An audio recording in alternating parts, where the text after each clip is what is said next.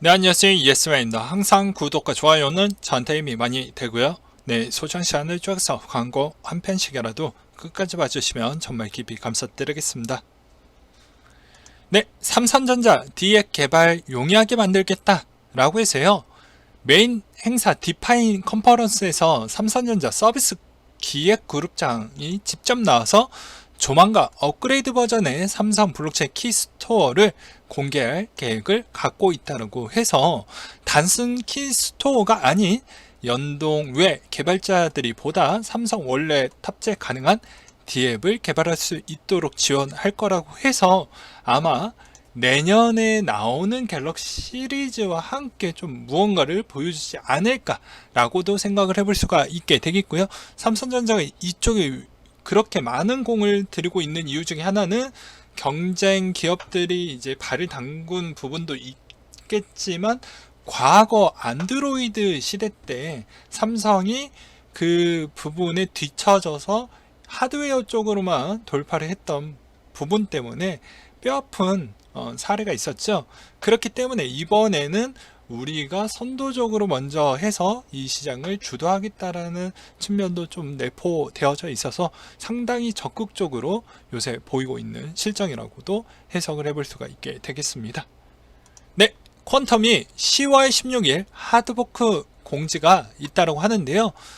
트위터를 통해 블록 높이가 46만 6,600에서 퀀텀 2.0 하드포크를 실시할 예정을 공지를 했다고 하고요.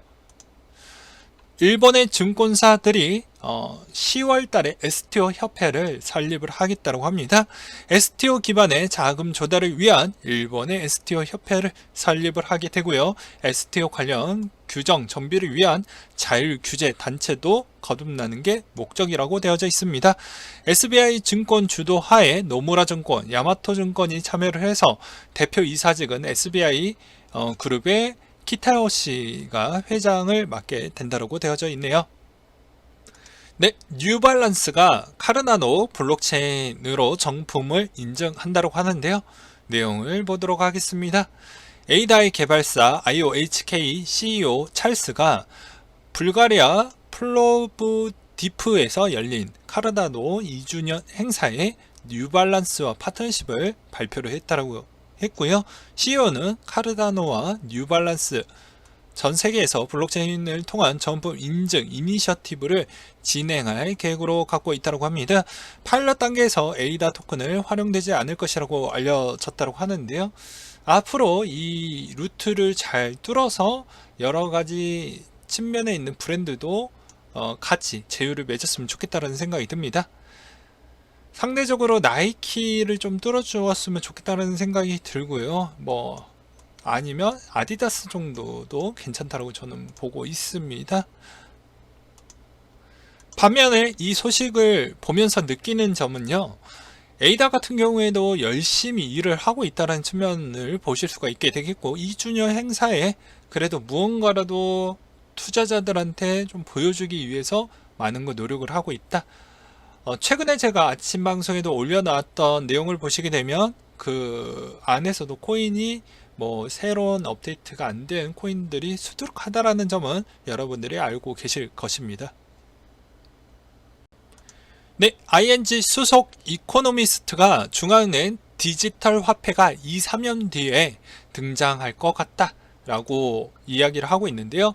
제대로 자격을 갖춘 디지털 화폐는 아마 2년 내지 3년 뒤면 중앙은행들이 개발될 것이라고 전망을 내비쳤다라고 하고, 그리고 이분께서 이제 ING 비디오를 통해 페이스북이 주도하는 리브라 암호화폐 프로젝트가 통화 당국자들에게 압력을 넣고 있다라고 주장도 하고 있다라고 합니다.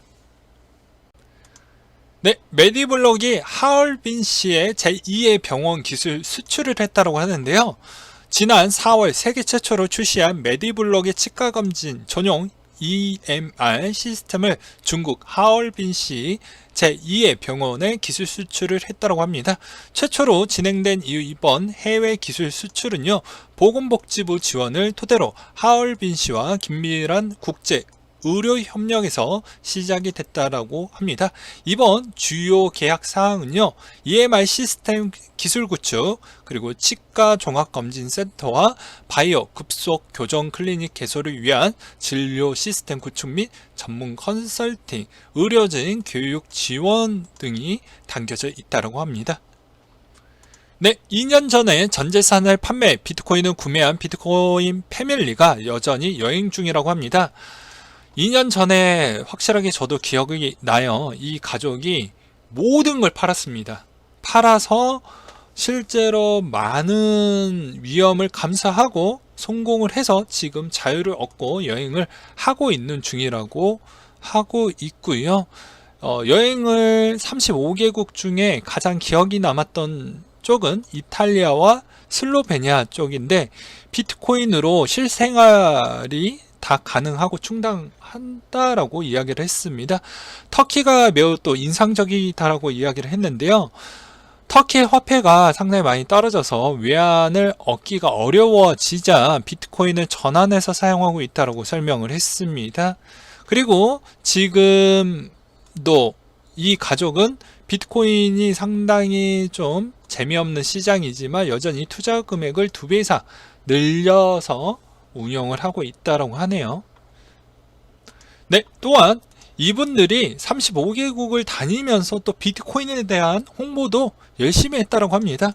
네, 가족들이 성공했던 사례를 기반으로 해서 여러 이야기를 했다라고 해서 우리한테는 매우 도움이 많이 됐다라고 볼 수가 있게 되겠죠.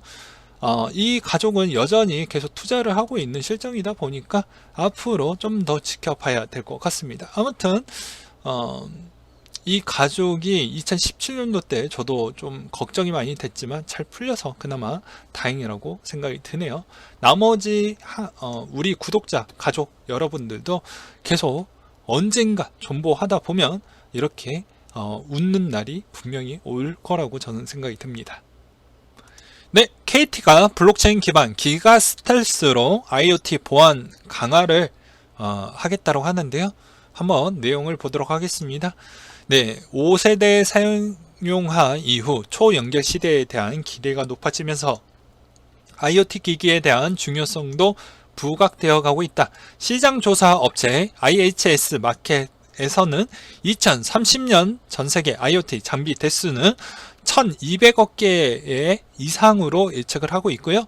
KT 경제경영연구소는 같은 시기 국내 IoT 해킹 피해액이 26조 원에 달할 것으로도 분석을 내놨다고 했으니 그만큼 보안성도 이렇게 보강을 하기 위해서는 블록체인 측면에 대한 역할도 톡톡히 쓰여질 거라고 보여집니다. 그래서 여기에서도 해커가 IoT 단말의 IP 주소를 볼 수 없도록 인비저블과 블록체인의 신원 검증을 받은 송신자만이 사용할 수 있게끔 그렇게 만들어 보겠다라고 이야기를 하고 있네요.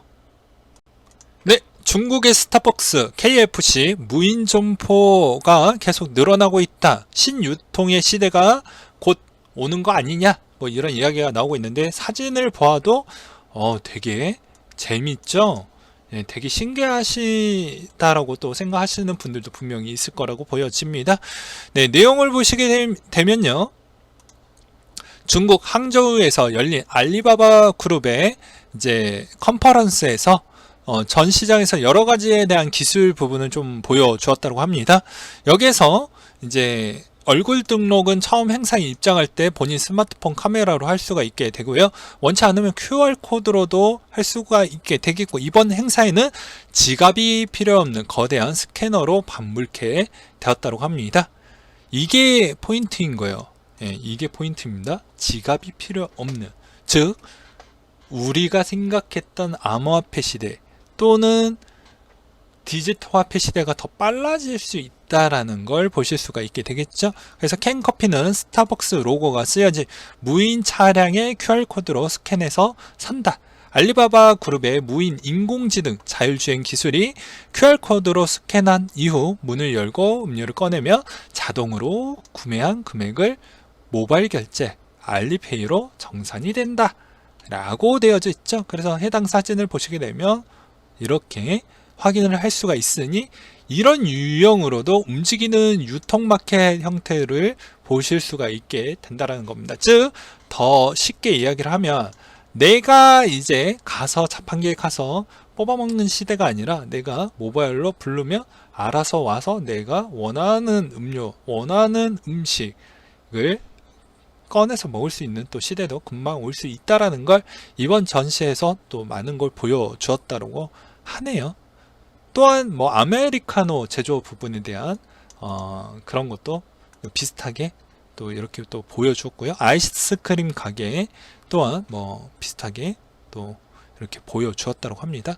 아무튼 중국은 아무래도 사회주의 국가이다 보니까 다른 국가들 대비보다는 발전의 속도 부분이 결정 의체가 워낙 단순하기 때문에, 그리고 절차도 간소화되기 때문에 더 다른 국가들 대비보다는 좀 빠르게 발전하지 않을까 싶네요. 왜냐면 한국 같은 경우에도 무슨 의회를 거쳐야 되고 뭐 어떻게 이렇게 뭐 상당히 복잡하고 시간도 오래 걸리는데, 사회주의의 또 특징은 이거 아니겠습니까?